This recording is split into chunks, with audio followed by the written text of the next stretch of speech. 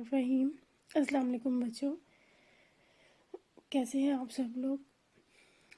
بچوں، ہم لوگوں نے اسٹارٹ کیا تھا شیپ آف دا ارتھ، یعنی زمین کی شکل کیسی ہے، تو اس کے بارے میں ہم نے مختلف پروفس دیکھے تھے۔ آج ہم نے دیکھنا ہے کہ زمین کی جسامت اور پیمائش کیسے ہوئی اور کس نے کی۔ تو یہ تو آپ نے پیچھے پڑھا تھا کہ زمین کو کرہ قرار دینے والے بہت کم لوگ تھے، اور جو زمین کو کرہ کہتے تھے ان میں سے ایک فیثاغورس بھی تھا۔ تو اس کے ساتھ ساتھ ارسطو اور ہسپاکس وغیرہ بھی شامل تھے۔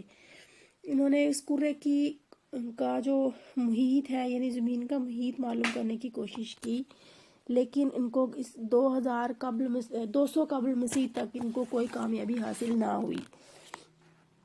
تو 200 قبل مسیح مصر کے شہر میں ایک لائبریرین تھا، ایروتھیسنیز اس کا نام تھا۔ وہ لائبریرین تھا اور وہ سارا دن کتابوں کا مطالعہ کرتا تھا۔ تو اس نے سب سے پہلے زمین کا محیط معلوم کرنے کے لیے جیومیٹری کا اصول اپنایا۔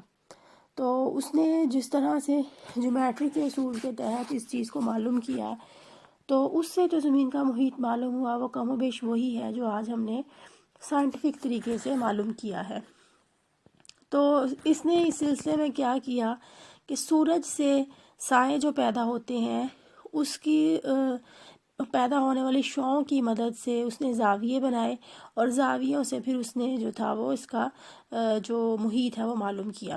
اس نے مشاہدہ کیا کہ اسوان شہر جو ہے وہ یہ اسوان شہر ہے۔ اسوان شہر جو ہے وہ خط سرطان کے قریب واقع ہے، یعنی خط سرطان جو ہے بچوں وہ 23.5 ڈگری پر پایا جاتا ہے۔ یعنی اگر آپ زیرو کی یہ 0 ڈگری ہو، یعنی اس طرح سے یہ 0 کا اینگل ہوگا، تو یہاں سے 23 کا اگر آپ اینگل بنائیں گے 23.5 کا، تو وہاں پر اسوان شہر جو تھا وہ پایا جاتا تھا۔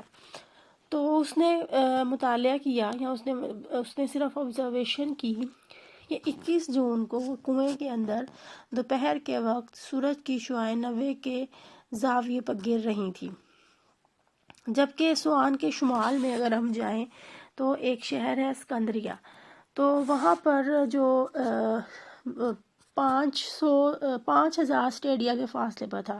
اس وقت میل کلومیٹر کا تصور نہیں تھا، اسٹیڈیا کے طور پر اس کو مانا جاتا تھا۔ تو اسوان سے یہ اسکندریہ جو ہے بچوں یہ 5000 اسٹیڈیا دور تھا۔ تو اس نے وہاں پر نوٹس کیا کہ اس جگہ پر عین سورج کی کرنوں کا جھکاؤ 7 ڈگری سے 12 ڈگری تک ہے، یعنی 7 درجے اور 12 منٹ تک ہے۔ تو اس طرح دائرے کا ایک محیط جو ہے وہ 1/50 بنتا ہے۔ اب اس نے زمین کو گول تصور کرتے ہوئے اسوان اور اسکندریہ کے درمیانے فاصلے کو جو 7.12 بنتا تھا ایک قوس بنائی، اور اس پر زمین کا حقیقی فاصلہ 5000 اسٹیڈیا لکھا، جو کل زمین کا 150واں حصہ بنتا تھا، اور اس نے بیان کیا کہ زمین کا محیط 250,000 اسٹیڈیا بنتا ہے۔ تو اس طرح اگر ہم اسٹیڈیا کو 185 میٹر کے برابر مانیں تو زمین کا معلوم کردہ محیط 46,250 کلومیٹر بنتا ہے، جبکہ حالیہ درست محیط جو ہے وہ 40,000 میٹر بیان کیا جاتا ہے۔ تو اس کا مطلب یہ ہوا کہ ایروتھیسنیز نے بڑے آسان تجربے کے ساتھ صرف کرنوں کے جھکاؤ کے ساتھ، یعنی کرنوں کے جھکاؤ سے اور اس فاصلے کو میئر کر کے اس نے جیومیٹری کے اصول کے ساتھ اپنے تجربے سے زمین کا محیط معلوم کر لیا۔ تو اب ہمیں کیا کہ زمین کی سطح پر ایک شمال جنوب اگر لائن لینی پڑے تو اس کا درمیانی فاصلہ 111 کلومیٹر سے کم نہیں ہونا چاہیے، کیونکہ زمین کی سطح پر اتنا فاصلہ 1 ڈگری کا زاویہ بناتا ہے۔ یعنی اگر آپ نے یہاں پر 1 ڈگری اوپر آپ جائیں گے تو وہ 111 کلومیٹر کا فاصلہ ہوگا۔ اس طرح سے ڈگریز کے حساب سے اگر آپ اوپر جائیں گے تو عمودی ستارے کو مرکز مان کر دونوں مقامات کے درمیان زاویے کی مقدار معلوم کرنی ہو، یہ ایک بچوں یہ کوئی پریشانی والی بات نہیں، اس نے میتھمیٹیکل طریقے سے اس کو سولو کیا تھا، اور اس کا مقصد کیا تھا کہ اس نے زمین کا صحیح فاصلہ ماپ لیا۔ تو آپ کو بتانے کا مقصد یہ ہے۔ تو عرب جغرافیہ جان جو تھے اس کے بعد انہوں نے اس کے اوپر بے تحاشا کام کیا. ان کے پاس پیمائشی اکائیاں موجود نہیں تھیں، ان کا کام جانچنا اور پرکھنا مشکل تھا، لیکن عربوں کا جو اس سلسلے میں کیا جانے والا کام ہے وہ بہت معیاری اور درست مانا جاتا ہے. تو یہ آپ کو بچوں بتانے کا مقصد یہ ہے کہ کیسے صرف سایوں کو دیکھتے ہوئے اور آبزرویشن کر کے ایروتھیسنیز نے زمین کا صحیح جو محیط ہے وہ ہمیں بتا دیا. تو آگے بچوں زمین کی آ جاتی ہے خصوصیات. اس کو بس آپ جسٹ ریڈنگ کر لیجئے گا، اور اس کے بعد آپ کا جو نیکسٹ چیپٹر ہے وہ ہے زمین کی اور زمین اور سورج کا باہمی تعلق.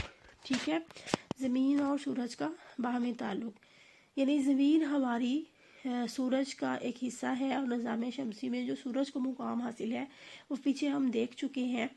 اور ہماری زمین کا بھی خاص مقام ہے کیونکہ یہاں پر زندگی موجود ہے. تو ہماری جو زمین ہے وہ سورج کے گرد گھومتی ہے اور سورج کے ذریعے ہی روشنی حاصل کرتی ہے، توانائی حاصل کرتی ہے. اور اس کی جو سورج کے گرد جو اس کی گردش ہے اور جو زمین کی اپنی گردش ہے وہ دونوں ہی بڑی دلچسپ بھی ہیں اور معلوماتی بھی ہیں، ہمارے لیے جاننی بہت ضروری ہیں. تو زمین جو ہے وہ اپنے محور کے گرد جو گھومتی ہے اسے کہتے ہیں محوری گردش. ٹھیک ہے، یعنی یہ زمین کا محور ہے، یہ اس کے گرد یہ لٹو کی طرح ایسے گھومتی ہے ایک ہی جگہ پر، اس کو ہم کہتے ہیں محوری گردش. تو زمین کی محوری گردش جو ہے یہ بڑی امپورٹنٹ ہے. اس سے کیا فرق پڑتا ہے وہ ہم اس پہ بات کریں گے. تو زمین جو ہے بچوں، آپ نے ایک چیز یاد رکھنی ہے کہ زمین 66.5 ڈگری بالکل سیدھی نہیں کھڑی ہوئی، کہ آپ سمجھ رہے ہیں کہ بالکل سیدھی کھڑی ہوئی ہے، یہ قطبین ہے. تو زمین یوں تھوڑی سی 66 ڈگری کے اوپر جھکی ہوئی ہے. دیکھیں یہ اگر یوں سیدھا ایسے کیا جائے تو پھر یہ والا حصہ یہاں آنا چاہیے، لیکن یہ تھوڑی سی جھکی ہوئی ہے، تو 66.5 ڈگری پر جھکی ہوئی ہے. تو ہمارے نظام شمسی میں تیز ترین گردش کرنے والے سیاروں میں سے ایک زمین ہے، اور اس کی تیز گردش کی وجہ سے اس کا جو مادہ ہے وہ یہاں خط استوا سے تھوڑا سا باہر نکلا ہوا ہے، اور یہ قطبین سے تھوڑی سی پچکی ہوئی ہے.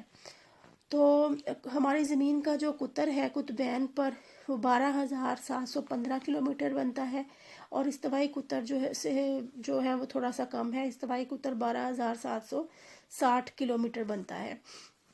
تو تقریباً 45 کلومیٹر کا یہ فرق ہے. تو اس کا مطلب ہے کہ زمین بالکل گول نہیں ہے بلکہ پچکے ہوئے کرے کی طرح ہے.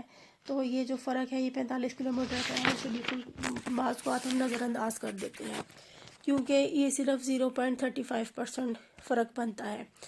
تو زمین اپنے محور پر مغرب سے مشرق کی طرف گھوم رہی ہے، یعنی یہ جو لٹو کی طرح یوں روٹیٹ کر رہی ہے، یہ مغرب سے مشرق کی طرح یوں گھوم رہی ہے.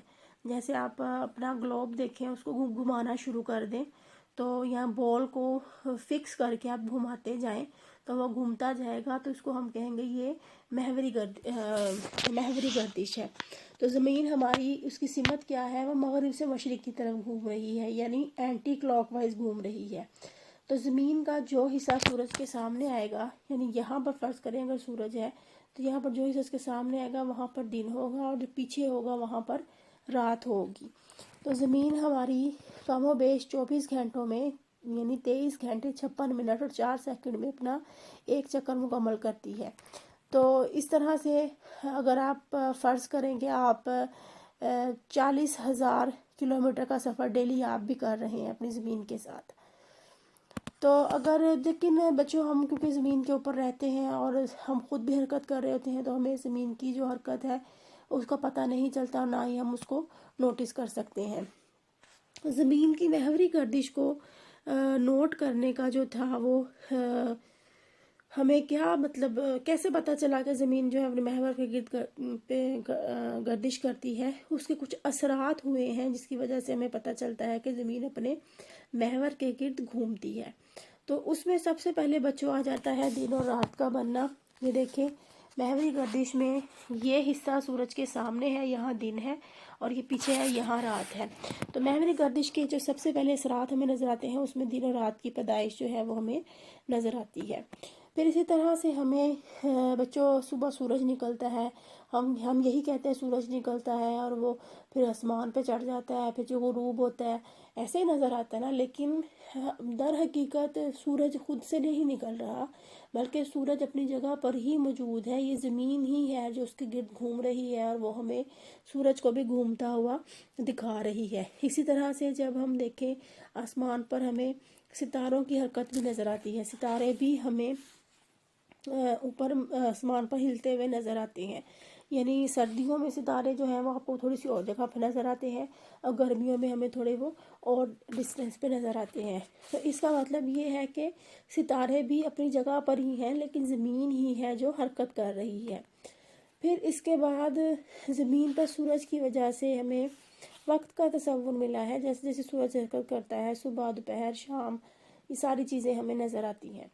پھر اس کے بعد ہم محوری گردش جو ہے زمین کی، اس سے ہم سمتوں کا تعین کر سکتے ہیں، کیونکہ زمین مغرب سے مشرق کی طرف گھوم رہی ہے، تو سورج مشرق سے طلوع ہوتا ہے، مغرب میں غروب ہوتا ہے، سورج کو دیکھ کے ہم سمتیں متعین کر سکتے ہیں، یعنی شمال، جنوب اور مغرب کی سمتیں آسانی سے ہم دیکھ سکتے ہیں کہ وہ کس طرف ہے۔